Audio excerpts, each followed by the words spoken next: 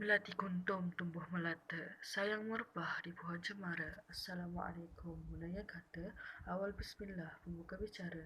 Bismillahirrahmanirrahim. Assalamualaikum warahmatullahi wabarakatuh. Terlebih dahulu, setinggi penghargaan serta ucapan terima kasih buat penerajuk acara, barisan panel hakim yang menjulang panji keadilan, penjaga masa yang begitu cakna dengan randiknya, pengendali kamera yang begitu peka dengan lensanya, seterusnya rakan-rakan seperjuangan yang dirahmati Allah sekalian. Solat berkualiti, tonggak Muslim sejati, tajuk yang bakal kita kupas pada hari yang mulia ini. Sebelum lidah menutur bait kata, sebelum bibir rancak berbicara, ayo kita telusuri terlebih dahulu pendefinisian tajuk secara frasa ke frasa. Frasa solat didefinisikan sebagai doa, juga ibadah wajib yang menjadi tali pengikat antara hamba dengan Tuhannya, Allah Subhanahu Wa Taala. Frasa ibadah pula membawa maksud tunduk serta patuh kepada Allah Subhanahu Wa Taala. Frasa berkualiti juga ditakrifkan sebagai bermutu.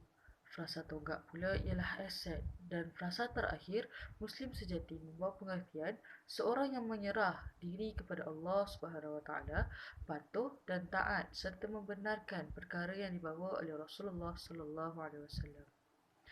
Hadirin sekalian, solat merupakan rukun perbuatan yang terutama dan yang paling penting di antara rukun Islam yang lain kerana ia mempunyai pengaruh yang baik serta positif dalam membaiki akhlak seorang insan. Seperti mana firman Allah Subhanahu Wa Taala yang mafhumnya, sesungguhnya solat itu mencegah daripada perbuatan keji dan mungkar.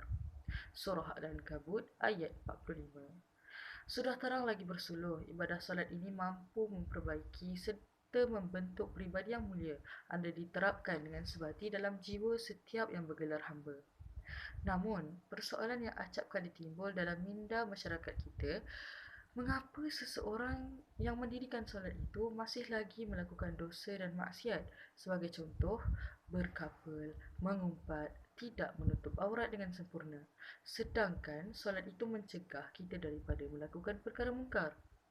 Saya jawab persoalan ini dengan menimbulkan satu lagi persoalan.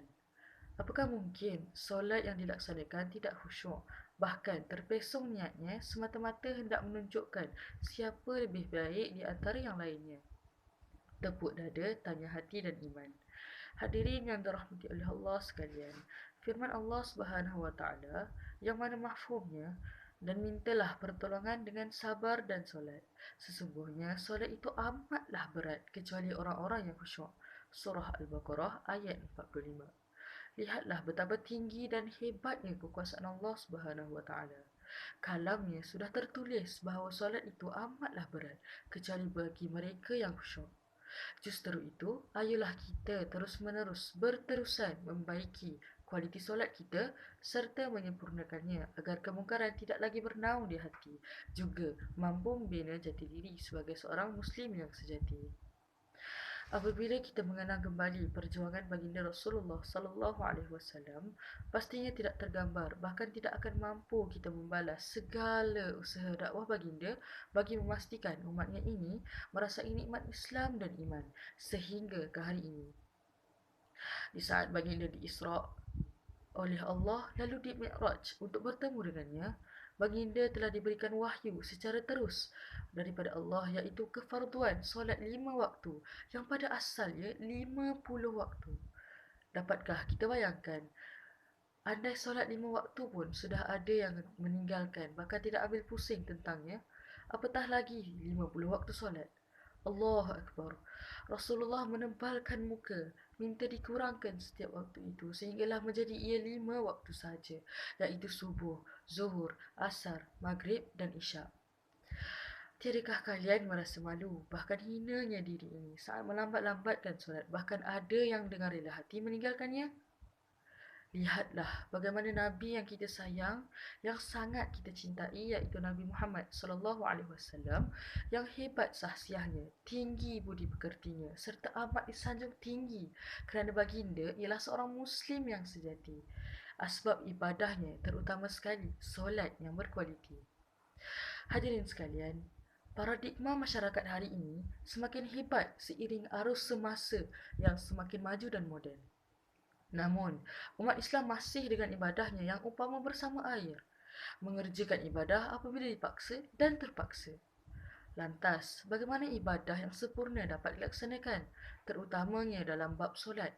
Kerana Allah telah berfirman yang mana mafhumnya, maka kecelakaan besarlah bagi mereka yang solat, iaitu yang lalai daripada menyempurnakan solatnya, juga mereka yang riak bangga diri dalam ibadahnya. Surah Al-Ma'un ayat 4 hingga 6. Maka, marilah kita menjadi Muslim yang jelas matlamatnya, khusyuk solatnya, serta beribadah dengan hati yang terbuka, mencapai tahap sempurna. Sudah tentu, kita tidak mahu mencontohi kaum-kaum terdahulu yang dilaknat oleh Allah Subhanahu Wa Taala, bukan? Na'udzubillah min zalik. Bersamalah kita mengurat langkah dengan mendirikan solat yang betul, kerana solat itu tiang agama, tanpanya runtuhlah segalanya. Hadirin sekalian, ayolah kita bersatu hati berpadu tenaga bagi memastikan permasalahan ini mampu diatasi dengan menerangkan serta menerapkan pendidikan agama sedari kecil lagi. Yakinlah bahawa pendedahan awal ini mampu membentuk kesedaran diri untuk beribadah dengan lebih sempurna. Selain itu, bertawaduklah agar wujudnya nilai ihsan dalam diri dalam pelaksanaan ibadah. Apa itu ihsan? Bila mana kita merasakan Allah Subhanahu Wa Taala sentiasa melihat kita melakukan ibadah, bahkan keseluruhan hidup kita diperhatikan olehnya. Itulah ihsan. Akhir sekali, jadikan para sahabat baginda sebagai idola seperti Sayyidina Ali radhiyallahu anhu karamallahu wajhahu, Bilal bin Rabah dan beberapa nama agung lain kerana mereka merupakan Muslim sejati, asbab ibadah mereka yang bermutu tinggi. Hadirin yang budiman, konklusinya, sentiasalah menjaga serta memperbaiki hubungan kita dengan Allah. Beribadahlah dengan keyakinan agar diterima dan diridainya. Bertawakallah agar ibadah yang dilakukan berkualiti supaya menjadi Muslim yang sejati. Harap tarbiyah menjadi membina jati diri yang benar bersama kita imani. Sebelum mengundurkan diri, izinkan saya menyampaikan serangkap pantun. Kalau ada sumur di ladang, bolehlah saya menumpang mandi. Kalau ada umur yang panjang, bolehlah kita berjumpa lagi. Sekian, wabillahi taufiq wa hidayah. Wassalamualaikum warahmatullahi wabarakatuh.